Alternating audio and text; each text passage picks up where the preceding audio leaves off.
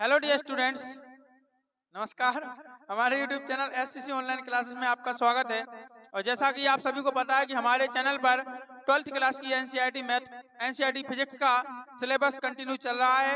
ठीक है, तो उसी की श्रृंखला को आगे बढ़ाते हुए आज पढ़ेंगे बेटा हम एम्पियर के परिपथीय नियम का अनुप्रयोग 2, यानी किसी धारावाही लंबी परिनालिका के कारण चुंबकीय क्षेत्र की तीव्रता। इससे पहले वीडियो में हम एम्पियर का परिपथीय नियम भी पढ़ चुके हैं और एम्पियर के परिपथीय नियम का पहला अनुप्रयोगी पढ़ चुके हैं, जो था हमारा अनंत लंबाई के धारावाही चालक तार के समीप स्थित किसी बिंदु पर चुंबकीय क्षेत्र की तीव्रता। ये हम पढ़ चुके हैं। यदि आपने ये वीडियो ना देखे हो तो इनको जरूर देखें, तभी ये टॉपिक आपको समझ में आएगा, वरना ये टॉपिक समझ में नहीं आएगा। तो चलिए देखते हैं, ज्यादा समय ना लेते हुए हम चलते हैं। एक लंबी धारावाही परिनालिका, देखो डायग्राम हमने पहले से बना के रख लिया है ताकि ज्यादा लेट ना हो। ठीक है ना, डायग्राम को हम पूरा विधिवत समझा देंगे, कैसे कैसे हमने बनाया, क्या किया जाता है। ठीक है, तो यहाँ पे देखिए हमारी ये धारावाही लंबी परिनालिका है। धारावाही लंबी परिनालिका के अंदर स्थित किसी बिंदु पर हमें क्या करना है, चुंबकीय क्षेत्र की तीव्रता ज्ञात करनी है। अब ये धारावाही परिनालिका होती क्या है, देखिए धारावाही परिनालिका का मतलब होता है कि जैसे आपने कोई पाइप देखा होगा, देखिए उसी पाइप जैसे, तो चीनी मिट्टी का पाइप हो सकता है, प्लास्टिक का भी पाइप हो सकता है। ठीक है ना, नहीं, चीनी मिट्टी या प्लास्टिक का कोई पाइप हो सकता है। ठीक है, और उसमें आपको क्या करना है, घने घने आपको तांबे के विद्युत रोधी तार है वो क्या कर देना है, लपेट देना है। घने घने लपेट देना है तो वो एक कुंडलिनी के आकार की बन जाएगी। उसी को हम क्या कहते हैं, परिनालिका कहते हैं। समझ में आई? आपको कोई चीनी मिट्टी या प्लास्टिक का एक पाइप ले लेना है, ठीक है ना, और उसमें आपको क्या करना है, विद्युत रोधी जो तांबे के तार होते हैं वो ऐसे ऐसे आपको क्या करना है, लपेट देना है। तो वो आपकी कुंडलिनी या क्या कहलाएगी, परिनालिका कहलाएगी। परिभाषा लिखी थी परिनालिका की, बोलो जरा।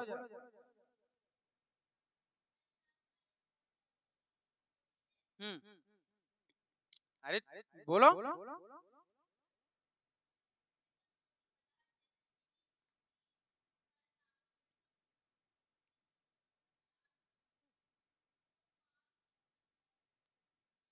मतलब वही बोला ना हमने कि कुंडलिनी, कुंडलिनी का मतलब क्या होता है, एक पाइप ले लो या कोई कुंडलिनी ले लो, ये चीनी मिट्टी या प्लास्टिक की होना चाहिए, और उसके ऊपर आपको क्या करना है, विद्युत रोधी तार आपको लपेट देना है। ठीक है, वही क्या कहलाएगी, आपकी परिनालिका कहलाएगी। बात समझ में आई कि नहीं? जैसे देखिए चित्र के माध्यम से हम देखें तो देखो, जैसे मान लो जे क्या है, जी आपके पास कोई परिनालिका है। क्या है जी आपके पास, ये कोई क्या है, जे परिनालिका है। ठीक है ना, हाँ सही है, सही है। नहीं, विद्युत रोधी या विद्युत रोधी बोल सकते हो। विद्युत रोधी का मतलब होता है तांबे का तार, कैसा, पॉलिश वाला, जिसमें पॉलिश हो या फिर ऊपर वो कवर चढ़ा हो रबड़ का,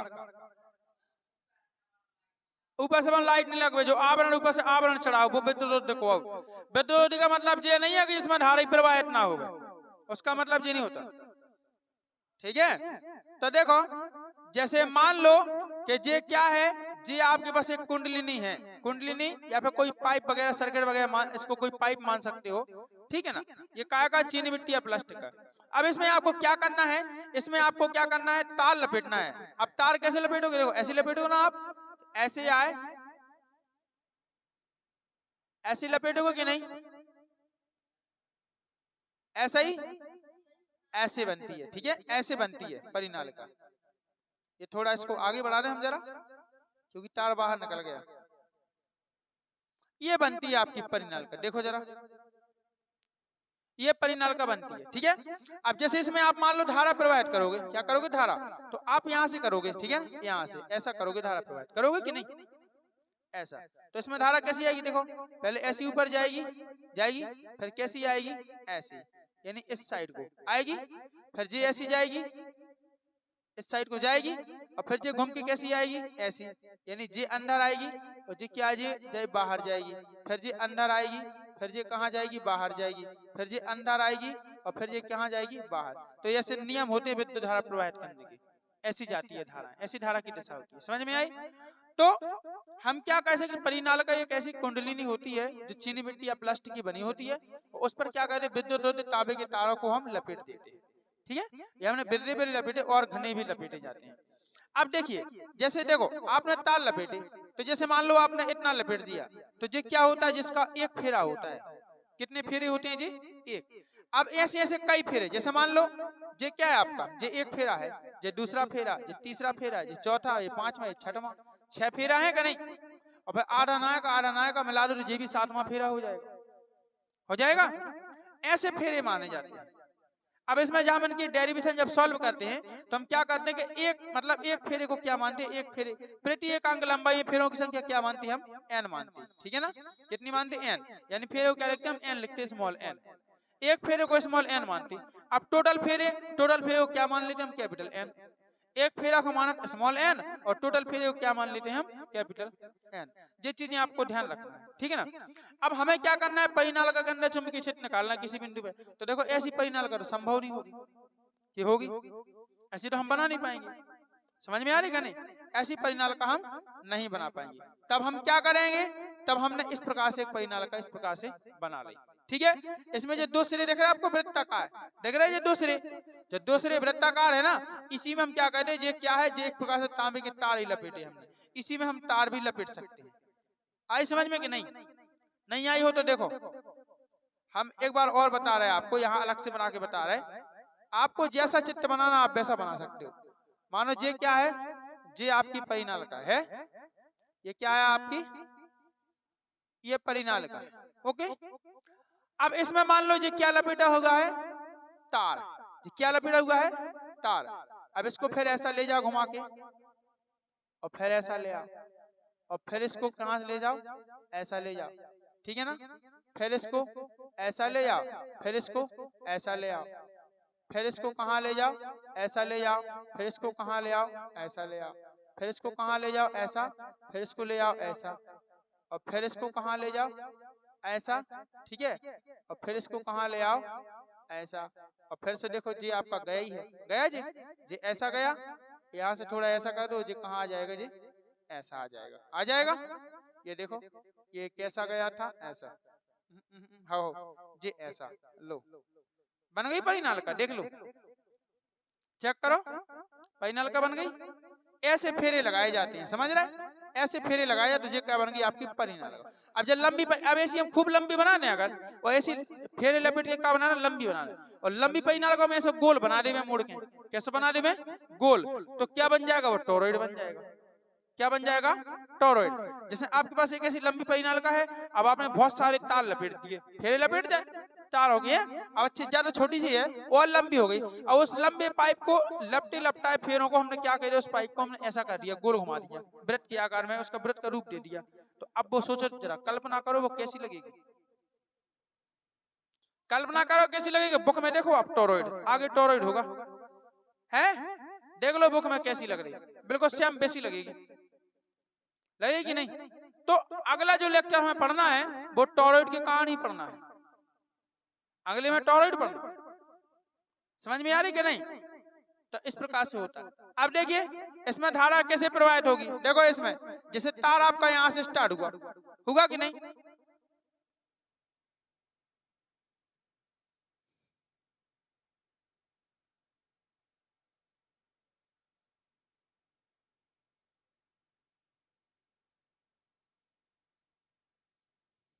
क्या होगा,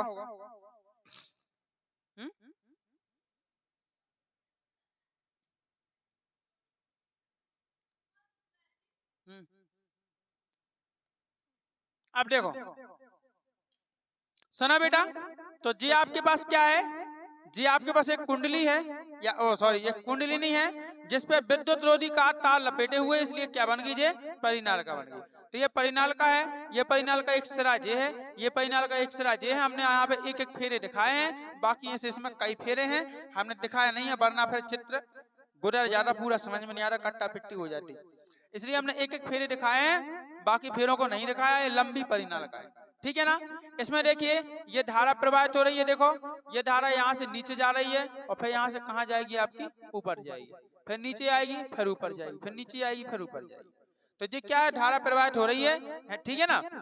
इसमें देखिए एक चीज और आपको दिख रहा होगा, जो नीचे क्रॉस क्रॉस है और ऊपर क्या है, ये डॉट डॉट डॉट, ठीक है। ये नीचे क्रॉस है, ऊपर क्या है, डॉट डॉट। इसका मतलब ये है कि अंदर आने वाली धारा, परिनालिका के जब धारा अंदर आती है तो कैसे दर्शाया जाता है, उससे क्रॉस से, और जब धारा बाहर की ओर जाती है तो कैसे दर्शाया जाता है, डॉट से। तो देखो ये धारा है, ये बाहर से कहाँ आ रही, अंदर जा रही कि नहीं जा रही, तो इसलिए हमने इसको कैसे दर्शा दिया, सभी को क्रॉस से। अब ये धारा देखो ये कहाँ जा रही, बाहर की तरफ जा रही ना, तो इसको कैसे दर्शा दिया हमने, डॉट से। ये आपको ध्यान रखना है चित्र में, समझ में आ रही ना। ये धारा जो अंदर की तरफ आ रही उसको कैसे दर्शाया हमने, एक्स से दर्शाया, वो सॉरी क्रॉस से दर्शाया, और जो धारा बाहर की तरफ जा रही वो कैसे दर्शाया हमने, डॉट से दर्शाया। इतनी बात क्लियर है। अच्छा, ये परिनाल का है, और आपको पता है जब किसी परिनाल का हम धारा प्रवाहित करेंगे तो चुंबकीय क्षेत्र उत्पन्न तो होगा। तो ये परिनाल का वो किसकी भांति कार्य करेगी, चुंबक की भांति, है ना। तो ये चुंबक का ये क्या मान लिया हमने, एन ध्रुव मान लिया, और क्या मान लिया इसका, एस ध्रुव। ये चुंबक का एन ध्रुव हो गया, और ये उसका परिनाल का सॉरी ये परिनाल का एन ध्रुव हो गया, और ये परिनाल का क्या हो गया, एस ध्रुव। मतलब ये जो सिरा है वो एन ध्रुव की भांति कार्य करेगा, और ये जो सिरा है वो कैसा करेगा, एस ध्रुव की भांति कार्य करेगा, क्योंकि उसमें चुंबकीय क्षेत्र उत्पन्न हो चुका है जब हमने विद्युत धारा प्रवाहित कर दी। तो क्लियर है। आगे देखो, चुंबकीय क्षेत्र की अपन दिशा की बात करें, चुंबकीय क्षेत्र की दिशा की बात करें तो देखिए चुंबकीय बल रेखाओं की दिशा हम कैसे निकालेंगे। ये धारा कहाँ आ रही, नीचे आ रही, और ये कहाँ जा रही, ऊपर।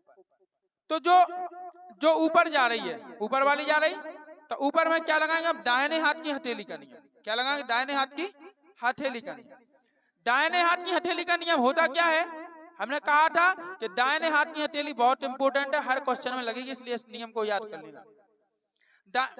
आता है दाहिने हाथ की हथेली का नियम यह कहता है कि आप अपनी हथेली को इस प्रकार फैलाएं, समझ रहे, सुनो, आप अपनी हथेली को इस प्रकार फैलाएं कि अंगूठा हथेली के क्या हो, लंबवत दिशा में हो। अब अंगूठा हथेली के लंबवत है तो जो आपका अंगूठा होगा ना वो किसको दर्शाएगा, धारा की दिशा को, और जो हथेली आपकी जिस दिशा में मुड़ेगी वो क्या होगी, चुंबकीय बल रेखाओं की दिशा होगी। क्लियर है। ये देखो जरा इधर पे देखो, ये है ना, तो हमने ऐसा फैलाया तो पहले देखो धारा ऊपर ही जा रही, इधर देखो हमें यही तो बात अच्छी लगती है, ये धारा देखो ऊपर जा रही, अंगूठा कहाँ है हमारा, ऊपर, और अब जो तो धारा की दिशा ऊपर होगी, अंगूठा की सहायता से देख लिए अपन ने, है।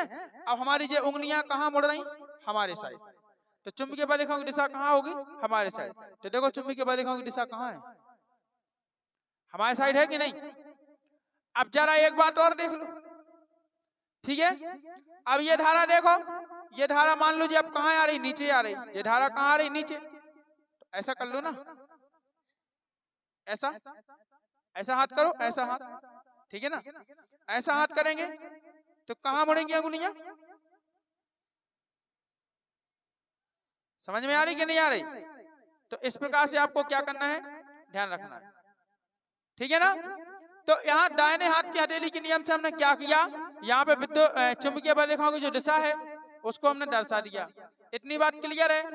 अच्छा, एक चीज और ध्यान रखना है कि जो आपकी परिनालिका होती है ना, परिनालिका के जो अंदर अंदर है चुंबकीय क्षेत्र कैसा होता है, एक समान। अंदर चुंबकीय क्षेत्र कैसा होता है, एक समान। लेकिन अगर परिनालिका के बाहर की बात करें तो परिनालिका के बाहर क्या होता है, चुंबकीय क्षेत्र जीरो होता है। क्या होता है, जीरो। चुंबकीय क्षेत्र की तीव्रता बेटा परिनालिका के बाहर जीरो होती है और परिनालिका के अंदर क्या होती है, एक समान। ऐसा होता क्यों है, क्यों होता है ऐसा, क्योंकि उसको क्या चाहिए, बंद वक्र चाहिए, ठीक है ना, परिनालिका का चाहिए बंद वक्र, इसलिए होता है। अब देखना जरा, और एक चीज और भी है कि चुंबकीय क्षेत्र की तीव्रता के लिए हमें क्या चाहिए, आई का मान भी तो चाहिए।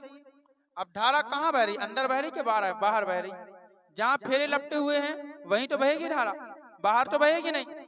अब बाहर नहीं बहेगी तो बाहर धारा का मान क्या होगा, शून्य, और जब धारा का मान जीरो होगा तो चुंबकीय क्षेत्र तो ऑटोमेटिक जीरो हो जाएगा, होगा कि नहीं। इसलिए परिनाल के बाहर चुंबकीय क्षेत्र क्या होता है, शून्य होता है।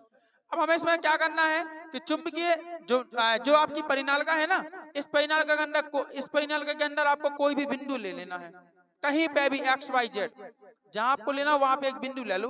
तो देखो परिनालिका के अंदर जे ले लिया हमने एक बिंदु, देखो जी आपको दिख रहा होगा मोटा मोटा सा, यहाँ पे हमने एक बिंदु ले लिया। ये परिनालिका के अंदर ही है कि बाहर, कहाँ है? अंदर है। इस पे क्या निकालना है? चुंबकीय क्षेत्र की तीव्रता। तो आपने और किसकी सहायता से निकालना है? एम्पियर के परिपथीय नियम।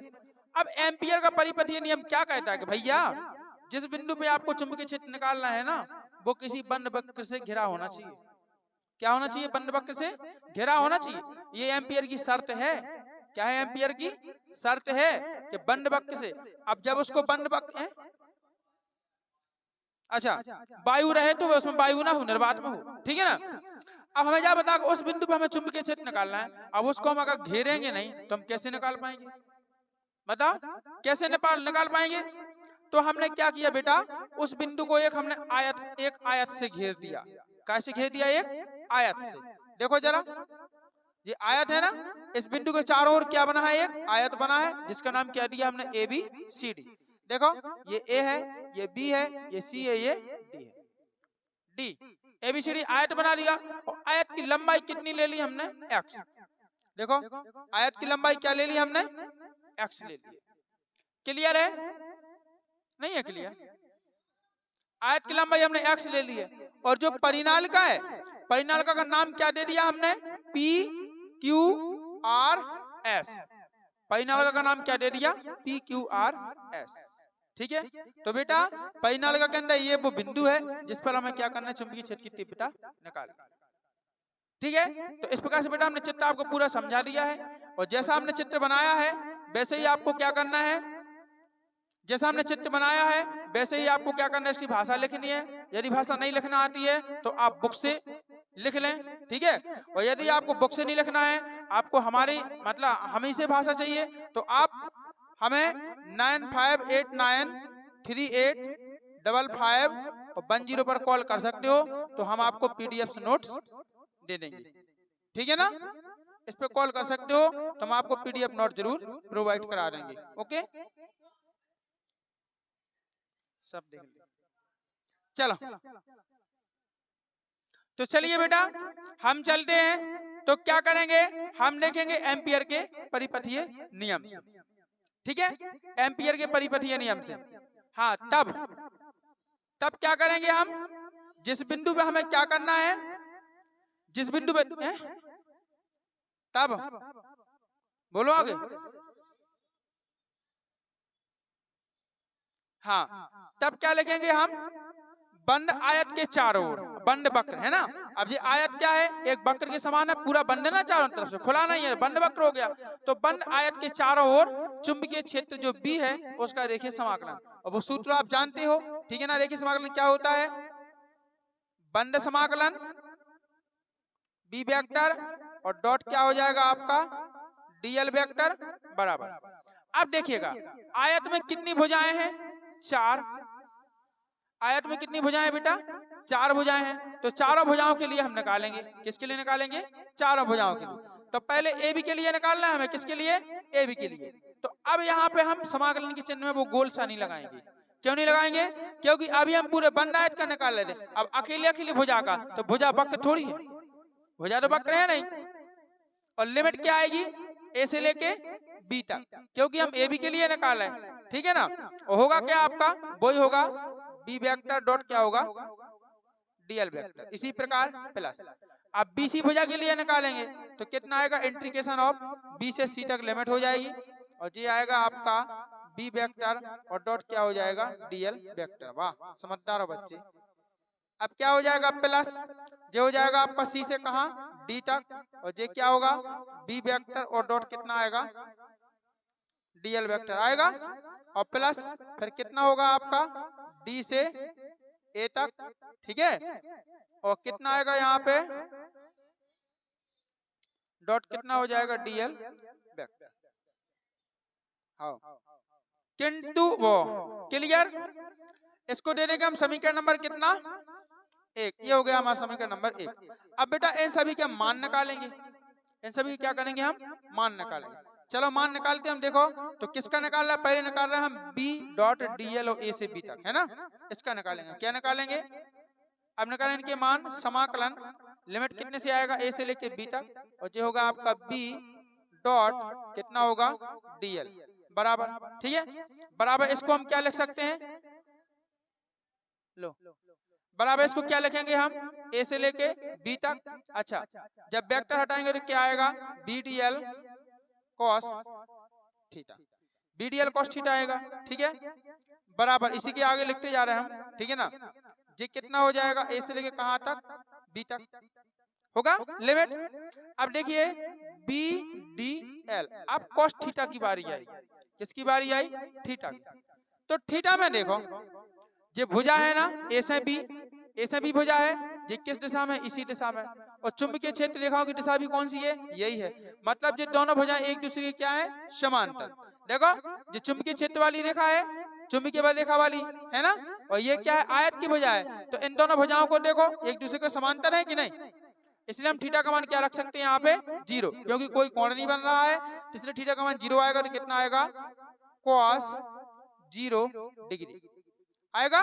तो आगे देखो बराबर, तो कितना आएगा आपका, ए से लेके कहां तक, बी तक, ठीक है ना।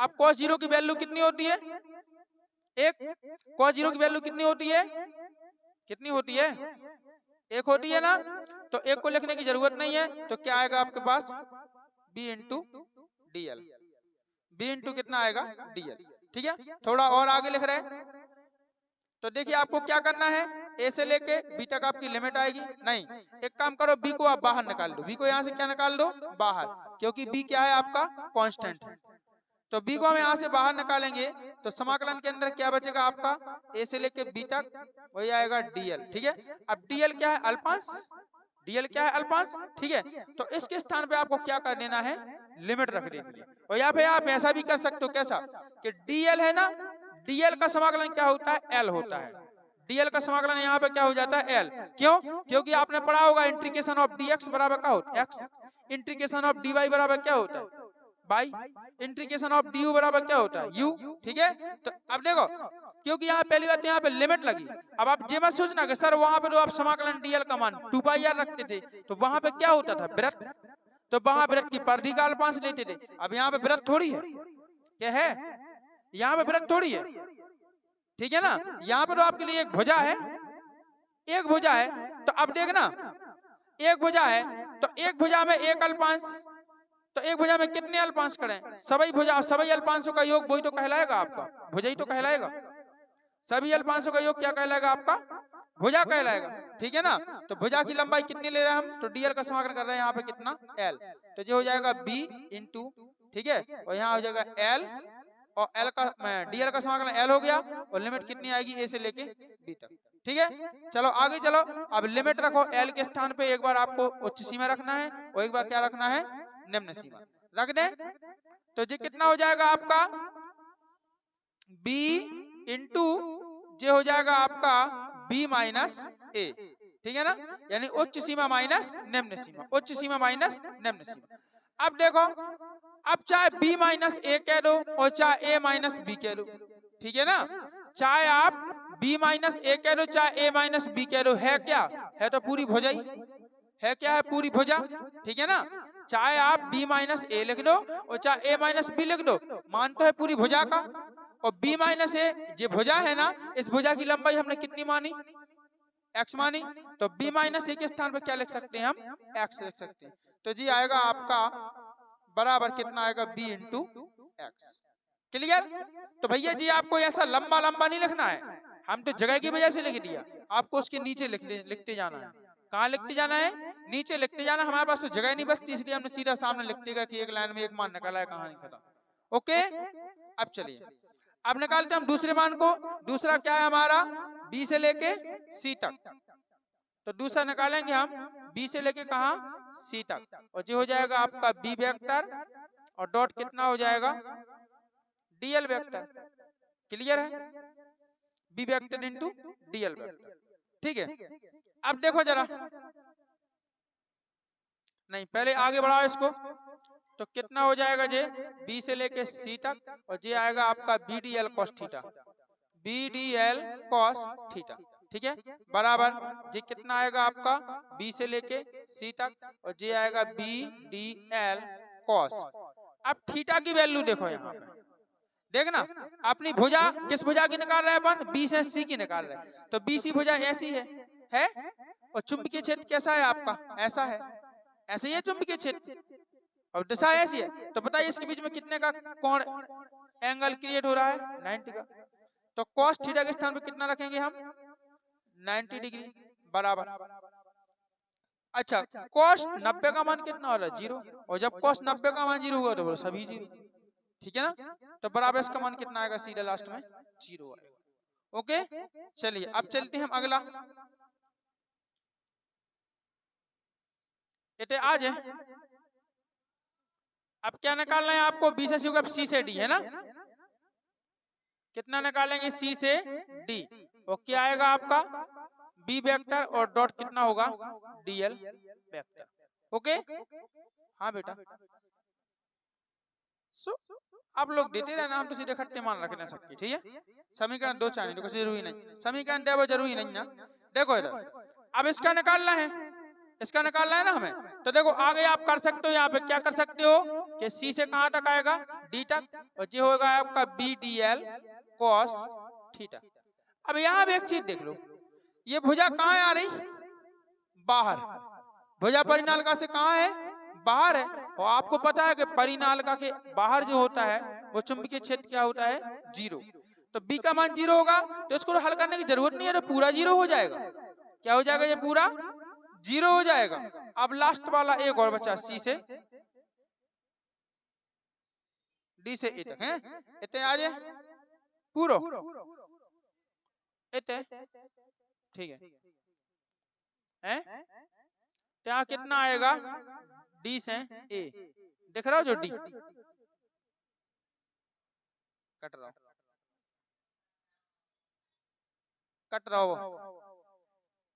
है, ऐसा करेंगे ना हम, देखो यहाँ पे देखो जी है, ये देख लो यहाँ हमें क्या करना है, समाकलन डी से ए तक, है ना, डी से ए तक करेंगे हम, और कितना आएगा हमारा बी वेक्टर और डॉट कितना हो जाएगा डीएल वेक्टर, बराबर कितना आएगा आपका समाकलन, और ये बन जाएगा डी से लेके ए तक, और ये होगा आपका B D L cos 0 degree, ओ कॉस थीटा बराबर। अब जो कंडीशन यहाँ थी वही कंडीशन डी से वहां है, और तभी 90 को कौन क्रिएट होना है ना एंगल, तो थीटा के स्थान में क्या लगना हम 90, तो जो हो जाएगा समाकलन और डी से लेके ए तक, और जो होगा आपका बी डी एल, और कॉस कितना होगा बेटा 90, कॉस 90 होगा कि नहीं, ठीक है। अब कॉस 90 की वैल्यू क्या होती है 0, तो सब कुछ 0, तो बराबर पूरा क्या बन गया आपका 0। अब इन सभी के मान उठा के आपको कहां रख देना, समीकरण 1 में, ओके, इन सभी के मान कहां रख देना, समीकरण 1 में, तो यहां से लिखो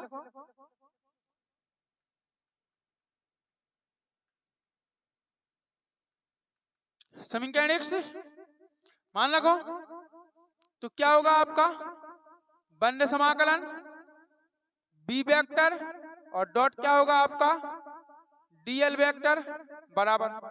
अब रखने की जरूरत नहीं है, देखो इधर जैसे मान लो कि आपका ये पहला स्टेप है, समीकरण 1 का ये पहला स्टेप है, ये वाला है ना, इसका मान आपको कितना मिला, यार देखो bx मिला, और बाकी जो आपकी 3 चीजें हैं प्लस प्लस में, उन तीनों के मान क्या है 0, तो जरूरी है सवर्ण की 0 दिखाओ, नहीं है ना, और 0 लिख भी देंगे अपन, तो क्या मतलब हुआ, जोड़ेंगे तो बोलो वही वही आना संख्या, तो हम सीधा केवल 1 का मान रख देंगे, किसका मान रख देंगे 1 का, वो भी कितना रख देंगे bx, ठीक है, तो इसका मान कितना हो जाएगा आपका bx। अब हमने इन चारों को समीकरण नहीं दिए, ऐसे मान रख दिए, यहाँ पे हमने समीकरण 1 दे दिया, तो इसको फिर क्या दे दो 2 दे दो, और यदि आप उन चारों को समीकरण दोगे तो समीकरण का मान बढ़ जाएगा, बहुत सारे हो जाए समीकरण, 6-7 लोग हो जाए, ठीक है, तो जो समीकरण 2 दिया। अब क्या करेंगे, परंतु किसके नियम से, एम्पियर के परिपथीय नियम से, परंतु एम्पियर के परिपथीय नियम से, परंतु यहाँ लिखना है आपको एम्पियर के परिपथीय नियम से, वो आप लिख देना है ना, एम्पियर के परिपथीय नियम से। तो क्या होगा यहाँ पे बंद समाकलन बी वेक्टर और डॉट कितना होगा डीएल वेक्टर बराबर क्या होगा म्यू जीरो गुणे। अच्छा ये तो किसके लिए होता है बंद परिपथ के लिए होता है ना, बंद वक्र के लिए होता है। तो बंद वक्र क्या है हमारा आयत एबीसीडी, बंद वक्र क्या है आयत एबीसीडी। तो यहाँ पे क्या हो जाएगा आयत एबीसीडी से घिरी हुई धारा, आयत एबीसीडी से घिरी हुई कुल धारा, या धारा कर दो, हाँ कुल धारा कर दो, चलो कुल धारा। क्लियर, आयत एबीसीडी से घिरी हुई कुल धारा। ठीक है, चलिए हम जरा नीचे देखते हैं। तो बंद समाकलन क्या हो जाएगा आपका B vector dot DL vector बराबर म्यू जीरो, तो आपका ज्यों का त्यों रहेगा। अब आयत एबीसीडी से घिरी हुई कुल धारा, ठीक है। अब जरा देखो कि जैसे मान लो कि आयत की प्रति एकांक लंबाई फेरों की संख्या कितनी है n है। हमने पहले ही बताया था आपको कि प्रति एकांक लंबाई फेरों की संख्या क्या होती है स्मॉल n होती है। ठीक है, तो बताइए हमारे पास आयत की एक भुजा की लंबाई कितनी है x है, आयत की एक भुजा की लंबाई कितनी है x है, ठीक है ना।